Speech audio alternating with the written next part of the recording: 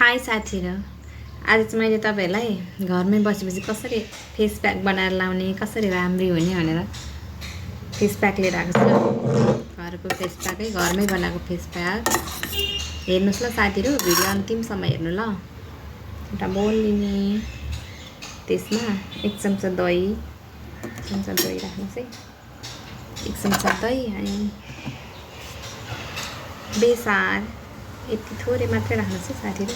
कपाल फुल्छ नि तपाईहरु फेरि धेरै राख्नुभयो भने। अनि 1 चम्चा जति घरकै प्योर हनी भयो भनेदेखि चाहिँ राम्रो हैन। मैले चाहिँ बजारबाट किनेर लिएर आएको। कहाँ पाउनु हैन, प्योर म पाइँदैन। यति जति थोरै राख्ने हनी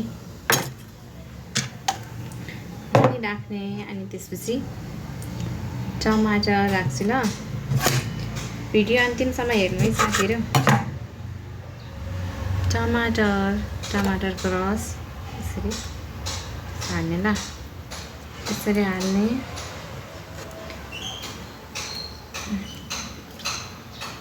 यसरी हालिसकेपछि मैले चाहिँ फेस प्याक लाउने ब्रस छ, म यही ब्रसले यसलाई चाहिँ मज्जाले मिक्स गर्ने ल।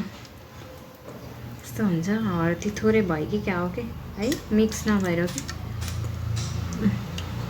हर्दी थोरै राखौँ है साथीहरु। यतिको भएपछि चाहिँ हातले मजाले कपाल बाँधौँ है।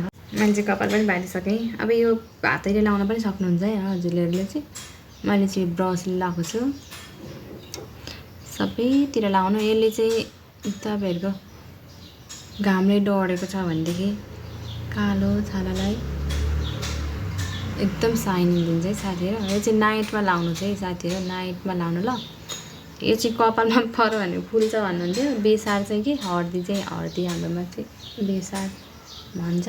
यो चाहिँ कपालमा पर्यो भने चाहिँ फुलिन्छ रे साथीहरु। बेलैमा बुढी हुनु होला नि, त्यही भएर केयर गरेर लाउने। अनि त्यसपछि 15-20 मिनट जति यो राख्ने अनि मजाले एकचोटी स्क्रब गर्ने। अनि त्यसपछि मजाले मुख धुनुस्।